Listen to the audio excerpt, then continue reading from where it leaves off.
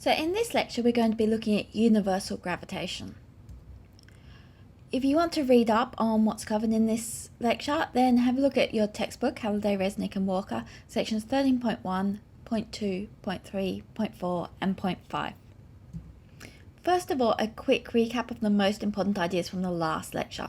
In the last lecture, we finished looking at rotational motion. So we saw that torque is a turning force and it's given by torque is equal to R cross F. We saw Newton's second law for rotation can be written as the sum of the torques, which is the net torque, is equal to I, which is the moment of inertia, times alpha, which is the angular acceleration. We saw that the work done by a torque can be calculated using work done is equal to the integral of torque times d theta.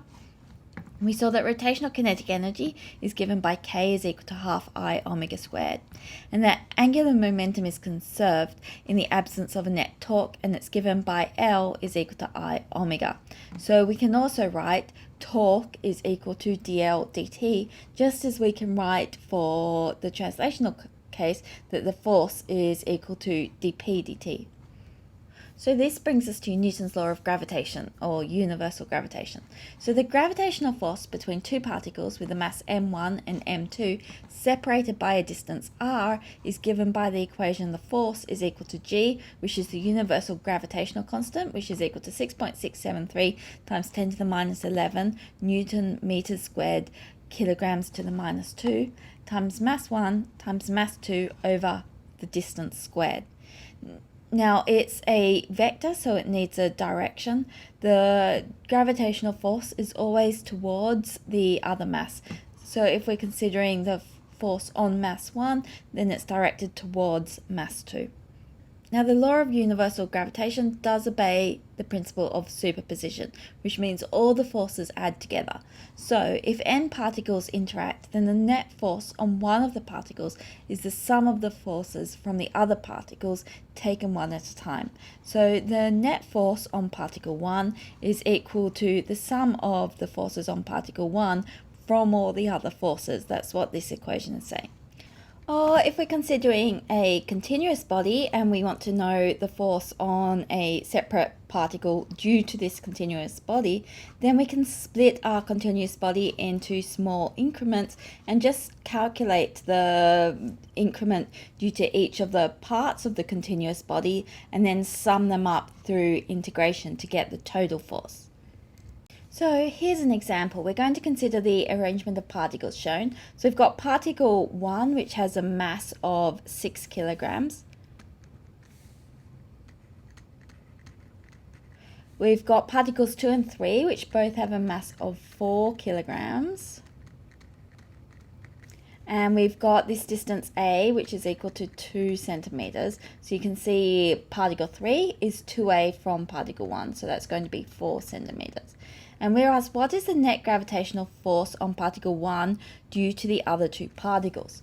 So when we think about it, particle 1 is going to be attracted up here towards particle 2 and also attracted towards particle 3. So we could call this one F12, the force of 2 on 1, and F13, the force of 3 on 1.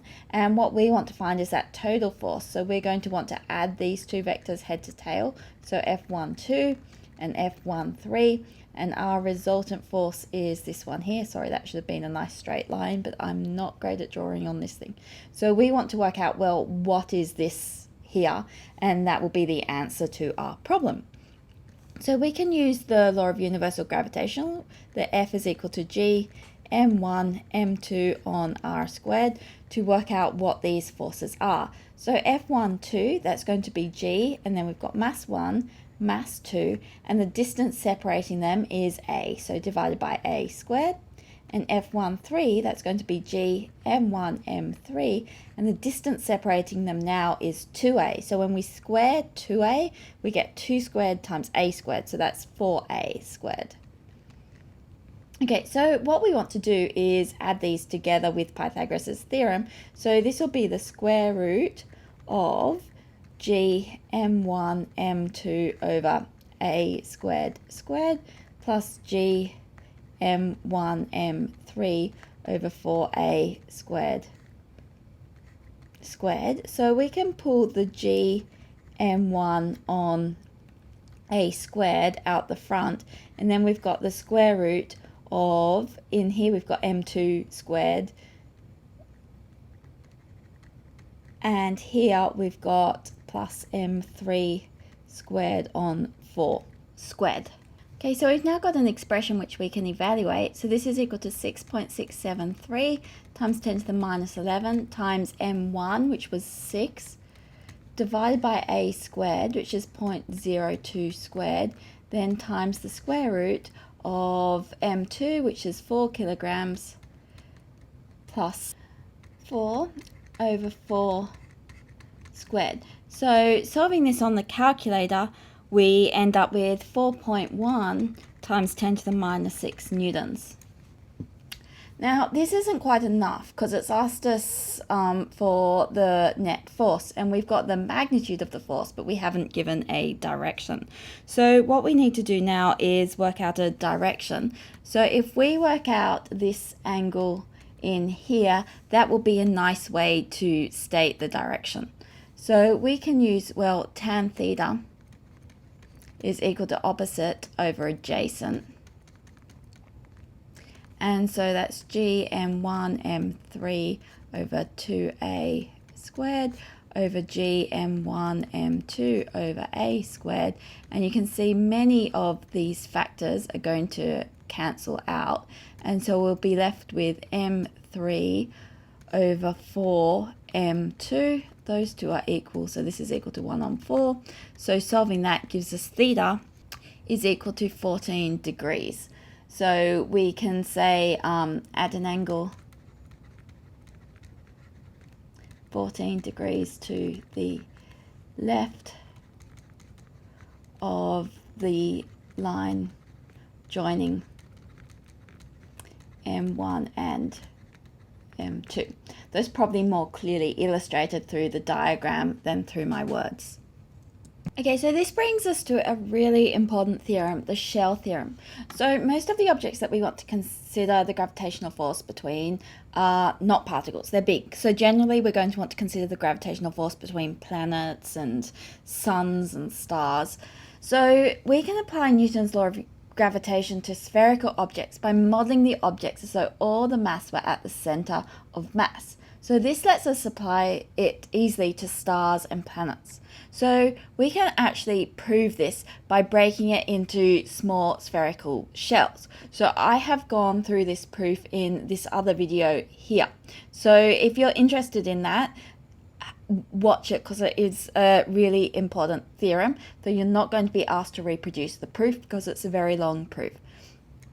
Now, the really interesting point that comes out of the shell theorem is that if we consider a shell of matter, then if we put a point mass inside it, then there is no force on the point mass inside from this spherical shell.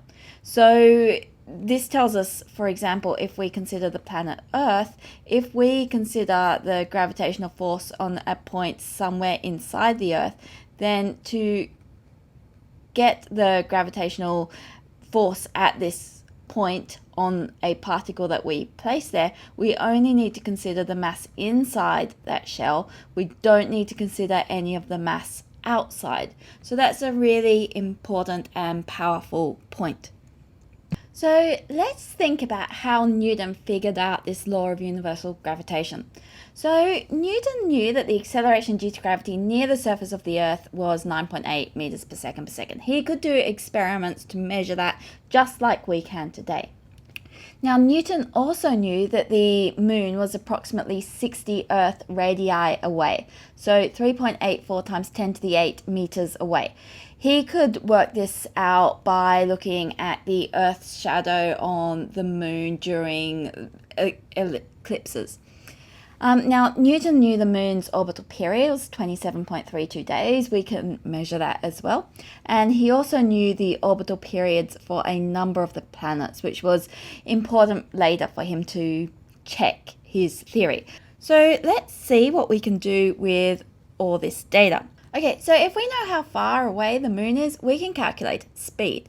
So we know that the velocity is given by the displacement over the time, which in this case it's traveling around a circle. So the circumference of a circle is 2 pi r divided by the period, and this is equal to 2 pi times 3.84 times 10 to the 8 divided by the period, which is 27.32 days. So that's 27.32 times 24. So this is 24 hours.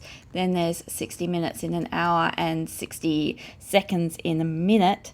So this gives us 1022 meters per second as the speed of the moon. Now, if we know the speed, we can work out the centripetal acceleration, which is given by v squared over r. So that's equal to the 1022 squared divided by r, which is the 3.84 times 10 to the 8. So solving this, we get 0.00272 meters per second, and it's a circular orbit, so it's back towards the center of the circle. So this is towards the Earth. The moon feels a force towards the Earth. Now, Newton knew that if we drop something near the surface of the Earth, it would accelerate at 9.8 meters per second, and he knew how quickly the moon was accelerating towards the center of the Earth as well. So he considered comparing these. So if we compare these, let's put g divided by the centripetal acceleration of the moon. Then we've got 9.8 as the acceleration due to gravity on the surface, and here we've got 0.00272. And this is equal to 3,605, or approximately 3,600.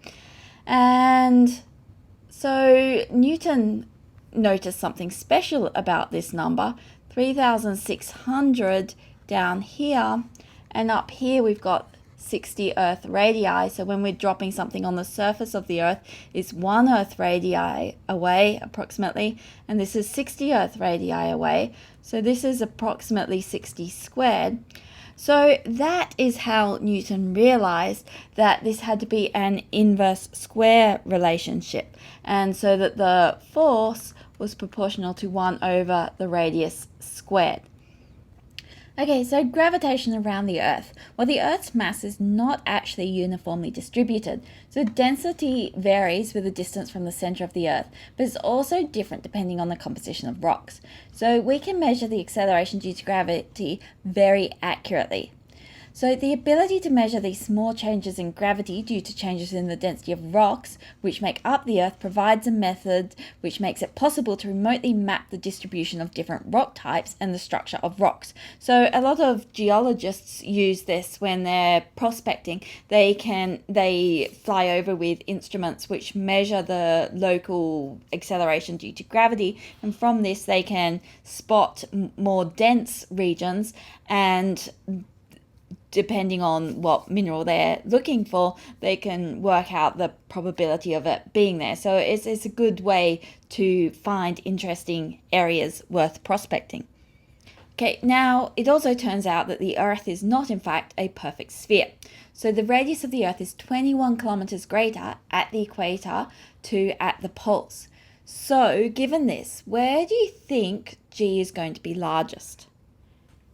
Okay, so it turns out that G is actually largest at the poles, because at the poles you're slightly closer to the center of mass, and so by getting closer to the center of mass, you're decreasing your distance from the center of mass, and so because the force goes as 1 over r squared, by making r slightly smaller, you are increasing the gravitational force. Okay, so now we're going to consider the effects of rotation. So it does actually affect our experience that we are rotating. So here's a question. What is the centripetal acceleration at Sydney due to the Earth's rotation? And we're told that Sydney is approximately 30 degrees south of the equator. So let me sketch a little diagram of the Earth here. And here's Sydney, and we're approximately, this is 30 degrees here. So if this is the radius of the Earth here, then we're rotating with, this is 30 degrees as well, and this length here is r cos theta. So Sydney is rotating in a circle around this radius here. So to calculate the centripetal acceleration, we can use, well, the centripetal acceleration is equal to omega squared r.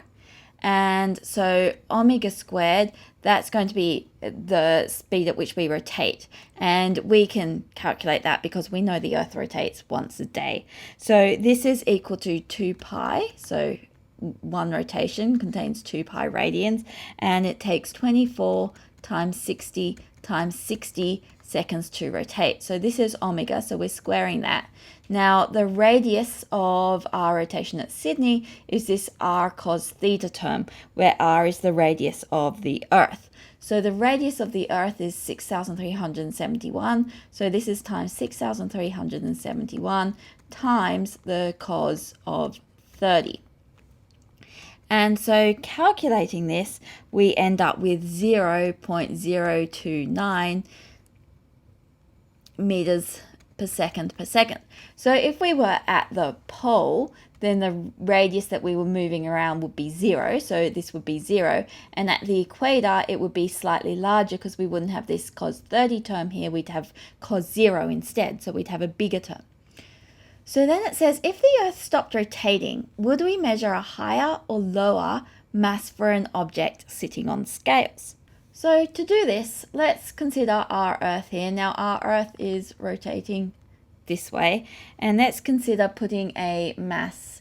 We'll put it on the equator because that's going to have the biggest effect, but it doesn't really matter. Just as long as it's not in the pole, we'll get some effect. Okay, so our object on the equator is feeling a net centripetal acceleration towards the center of the Earth. So this is the resultant force, which is the centripetal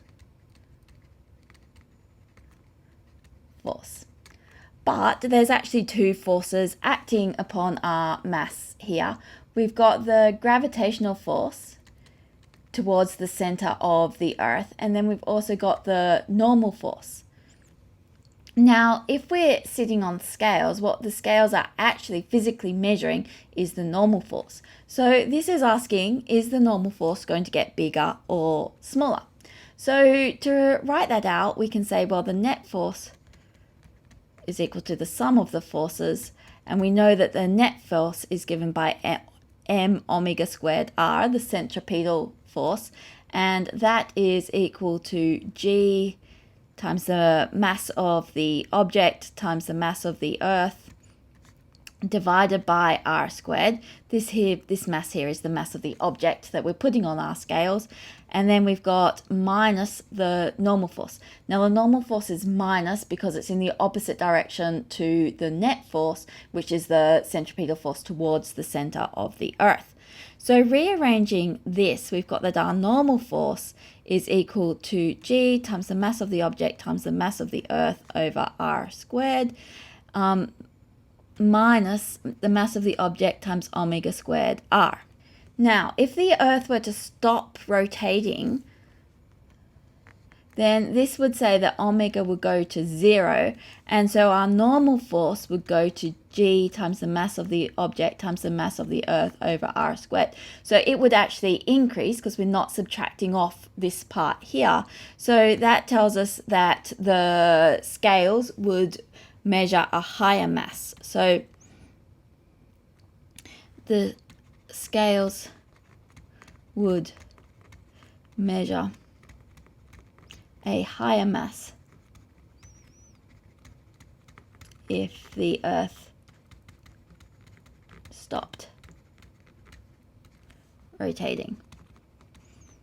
Which tells us that if the Earth started rotating even faster, the scales would actually measure a lower mass.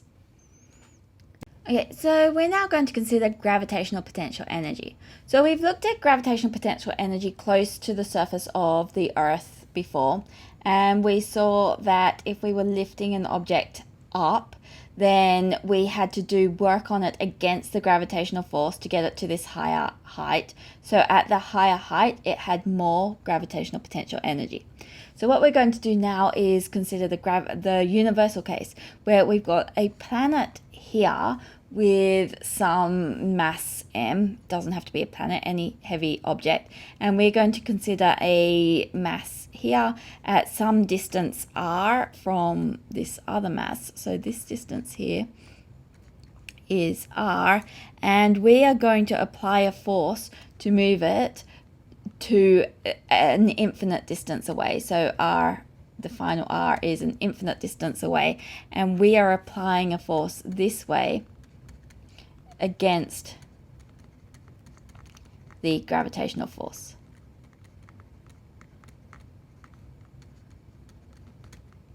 So let's calculate the work that we have to do in this situation against this gravitational force.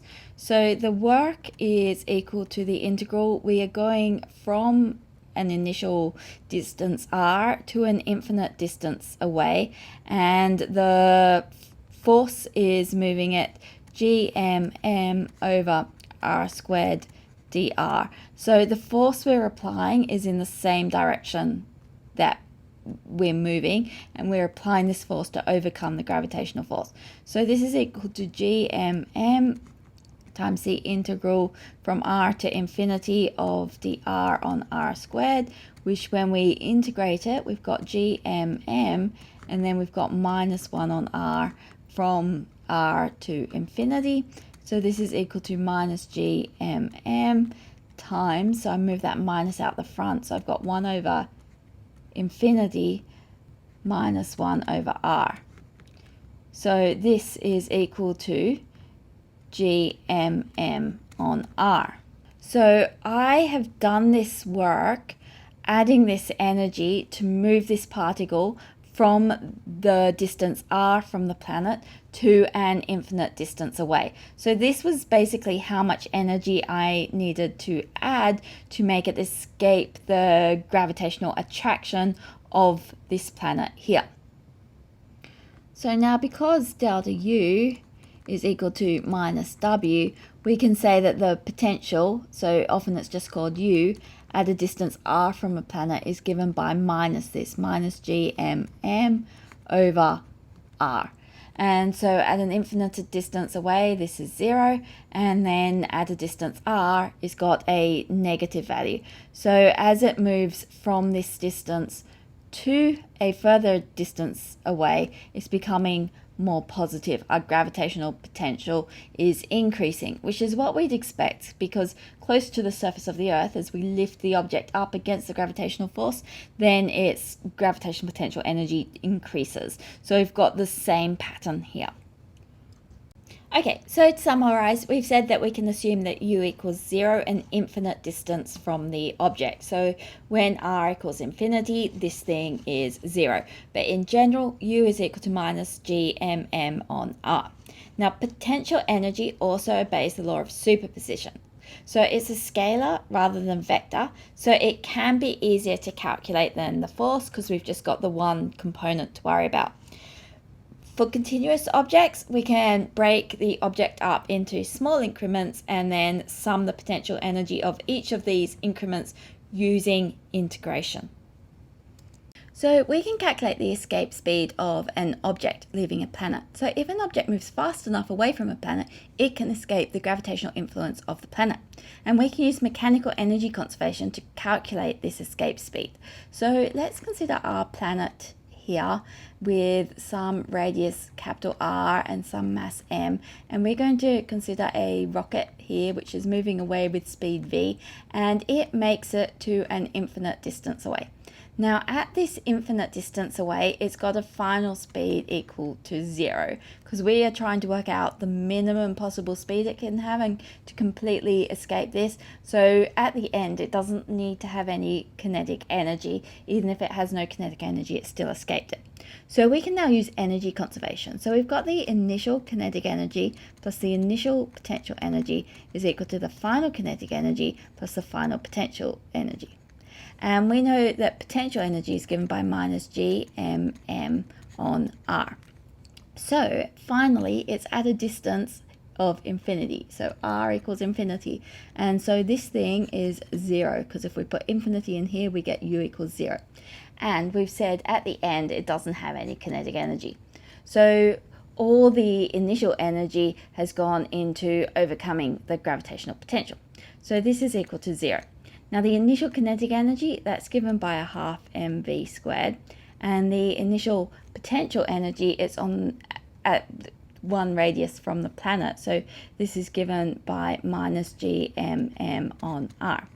Now you can see the mass of this object cancels out, and I end up with a half v squared is equal to gm on r. So that tells me that v squared is equal to 2gm on r, which, taking the square root, tells me that the escape speed is given by the square root of 2gm on r. Okay, so a problem. Let little r be the distance from the center of a spherical planet of radius r and mass m with a uniform density. So write an expression for the gravitational force as a function of little r on an object of mass little m as it moves through a hole drilled through the center of the planet. Okay, so let's sketch our diagram here. We've got this hole drilled through the center of the planet. The planet has a radius r and a mass m, and the distance from the center of the planet is given by little r here. So we want to know, well, what is the gravitational force equal to? And to work this out, we're going to need to make use of our shell theorem. So our shell theorem tells us that we only need to consider the gravitational influence of the material inside the shell. All the shells outside don't contribute to the force on any point inside. So the shell theorem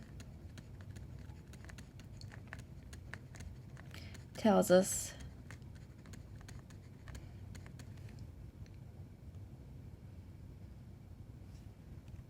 that the object only experiences a net force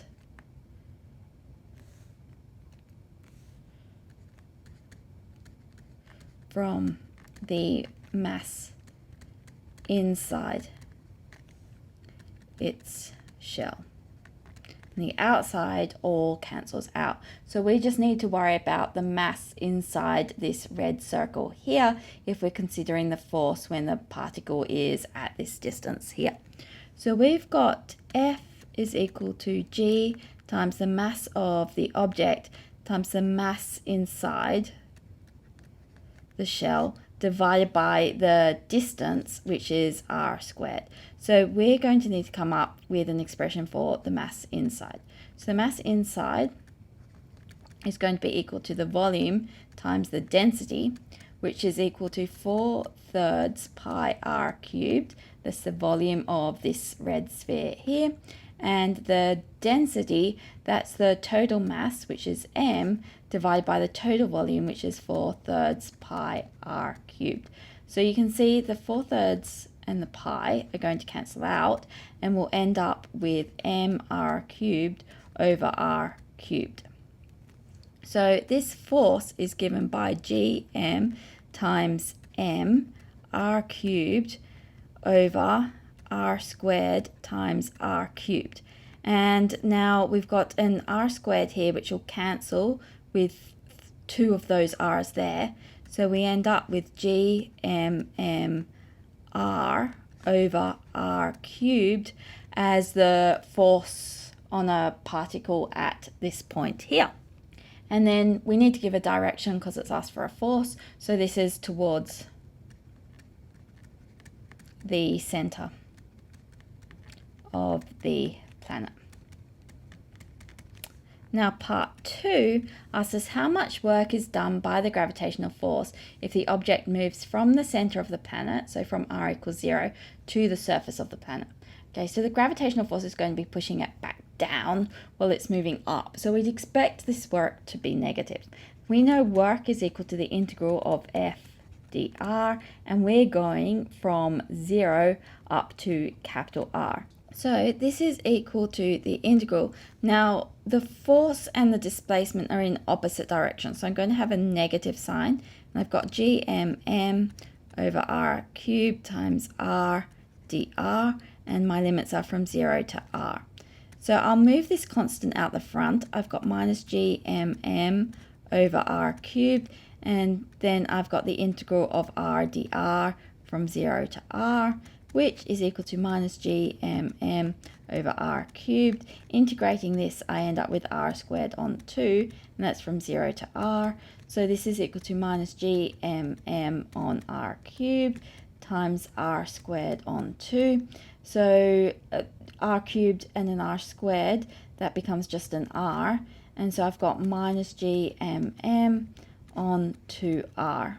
So that tells me how much work the gravitational force does as the object moves from the center of the planet to its surface. So in this problem, we've got a particle with a mass of 0.67 kilograms, which is a distance d from one end of a uniform rod of length L and mass m, and we're asked what is the magnitude of the gravitational force on the particle from the rod. So let's start by drawing a little diagram here. So here's my particle with a mass m. Here's my rod with a mass capital M. This distance here is d, and the length of the rod is L.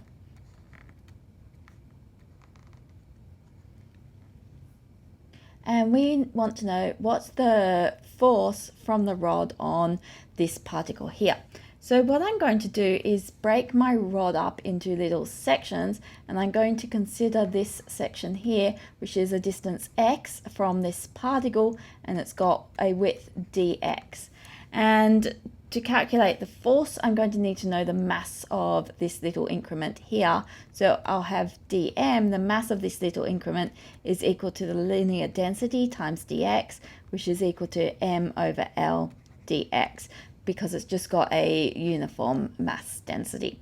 So I know that dF, which is the force due to just this little increment here on this particle here, is given by G times M times dm, which is the mass of this little increment here, over the distance squared, which is x squared. So I can write that as gm, and then this dm is equal to m over L dx, so that's m over L times dx times x squared down here. So now if I want to get the total force, I'm going to have to sum up all these incremental forces along the rod. So total force, I've got F is equal to the integral from, I'm going from x is equal to d, that's at this end, to x is equal to d plus L. So I'm going from d to d plus L, and I've got gmm over L times dx over x squared. So I can pull this constant out the front. I've got gmm on L, and then I've got the integral from d to d plus L of dx on x squared, which is equal to gmm on L, and integrating 1 on x squared, I end up with minus 1 on x, and that's going from d to d plus L. And so I can write this as gmm on L times minus 1 over d plus L plus 1 over d, which I can simplify as gmm on L, and then in here I'll give it a common denominator, so this is d times d plus L, and here I've got d, and that's with a minus, and then plus d plus L.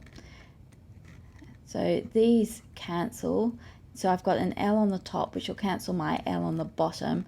And so I've got this is equal to gmm over d times d plus L.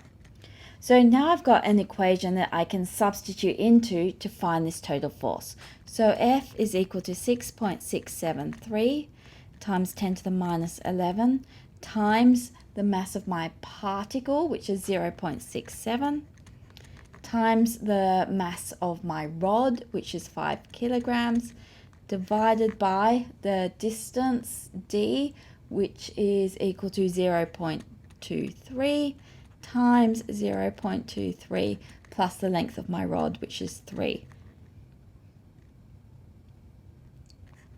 So solving this one on the calculator, I end up with 3.0 times 10 to the minus 10 newtons, and this is towards the rod.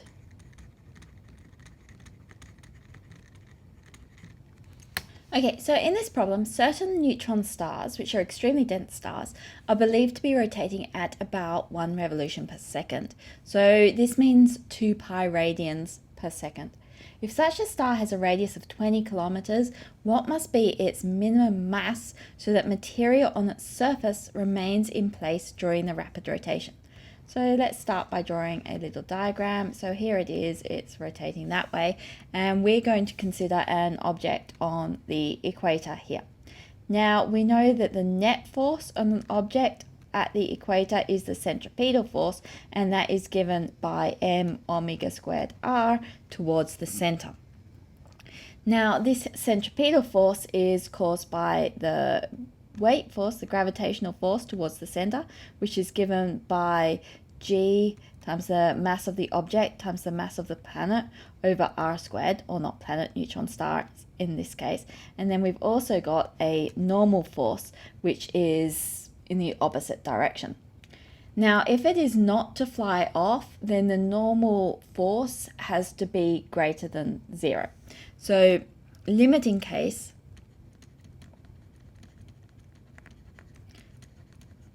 is when the normal force is equal to 0. So we can use Newton's second law to write, well, the net force, which is the m omega squared r, is equal to the gravitational force, g m on r squared, and then the normal force is in the opposite direction, so minus n, and then we're going to take the limiting case, so we'll make this equal to 0 in the limiting case, so g m on r squared. Okay, so we've got m omega squared r is equal to g m on r squared. So the m's here cancel out, and I'm trying to work out the minimum mass of the planet, which is this capital M here. So this is m is equal to omega squared r cubed divided by g. Okay, so now we've got an equation. Now we can substitute in. Now the rate of rotation is 1 revolution per second, which is 2 pi radians. So omega is 2 pi, so that's squared, times the radius cubed, so that's 20 times 10 to the 3 cubed, divided by g, which is 6.673 times 10 to the minus 11. So solving this on the calculator, we end up with this is equal to 4.7 times 10 to the 24 kilograms. But notice that we were only given these things to one significant figure, 1 revolution per second. So let's give this as 5 times 10 to the 24 kilograms, and that's to one significant figure.